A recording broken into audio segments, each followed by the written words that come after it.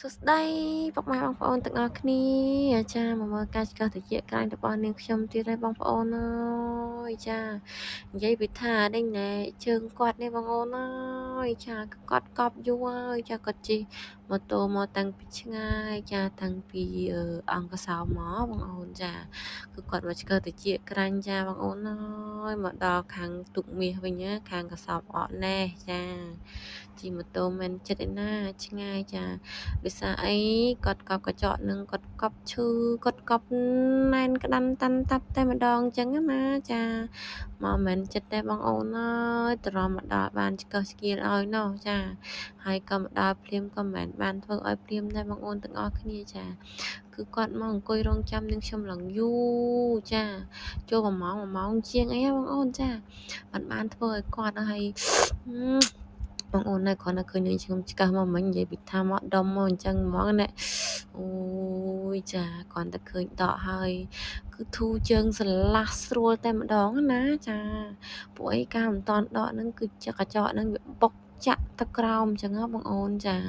គឺចាក់ទៅឈឺណាយើងពាក់ស្បែកជើងក៏ឈឺពាក់ស្រោមជើងក៏ឈឺដើរទៅវាបុកចាវាចាក់វាណែនអញ្ចឹងទៅហ្នឹងហើយដល់ពេលយើងដកចេញមកហើយនិយាយពីថាដូ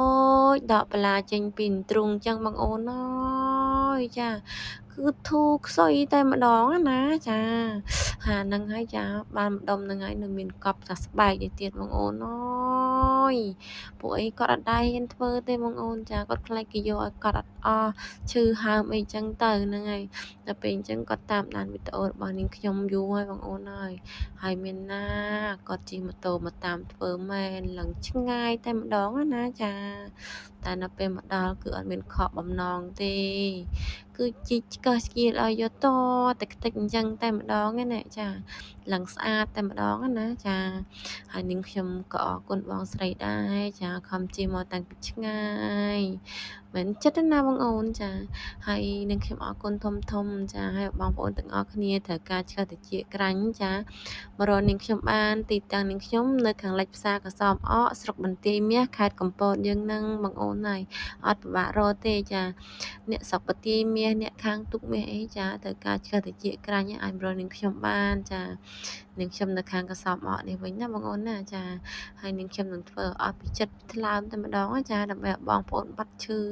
ចាបាត់ណែនបាត់ចាក់អញ្ចឹងណាចា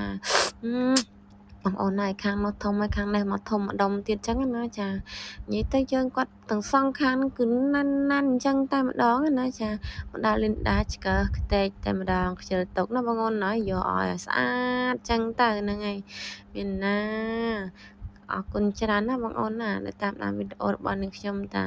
តាំងពីដើមមករហូតជិតដល់ចប់អីចឹងទៅហ្នឹងហើយនាងខ្ញុំក៏ជូនពរបងប្អូនមានសុខភាពល្អសំណាងល្អរកទទួលទានបានទាំងអស់គ្នាចាអរគុណច្រើនបាទ